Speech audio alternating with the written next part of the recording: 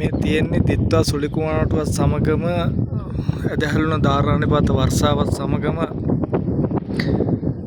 මොරගහකන්ද ජලාශයෙන් පිටවෙච්ච ජලය මගින් පාලමට හදනකොට ඒ පාලම සම්බන්ධ කරලා තිබු පාරේ එහා ඉවුර අර තියෙන්නේ. ඒ එහා ඉවුරයි පාලමයි මෙතන සම්බන්ධ වෙන තැන පස් තනිකර හොදගෙන ගිහිල්ලා කැඩලා ගිහිල්ලා.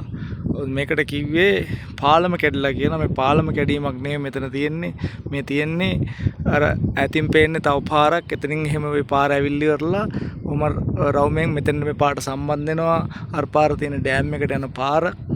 ඒ පාරත් එක්කම අර එහා පැත්තේ මැෂින් එකක් තියෙන තැන පේන්නේ අනිත් පාර. ඒ පාරත් එක්කම ඒ පාරෙන් තමයි ලග්ගලට යන්න පුළුවන් කෙටිම මාර්ගේ. ලග්ගලේ ඉඳලා එනකොට මොරගහකන්ද ජලාශය හරහා මේ ඩෑම් එක තියෙන මේ පරිසරයේ මේ පාරෙන් ඇවිල්ලා මේ පාලමෙන් එගොඩ වෙන්න පුළුවන් එකම කෙටි මාර්ගය තමයි මේ තියෙන්නේ. ඉතින් මේ මාර්ගය තාම මේ පාර ඒ විදිහටම පවතිනවා. මේ පාර අඩුම ගානේ පස් පිටල්ලක්වත් තාම මේ වෙනකන් පුරවන්න කිසිම බලධාරියෙක් සමත් වෙලා නැහැ කියන එක තමයි මේකෙන් අපිට හේතු ගන්නන්න තියෙන්නේ.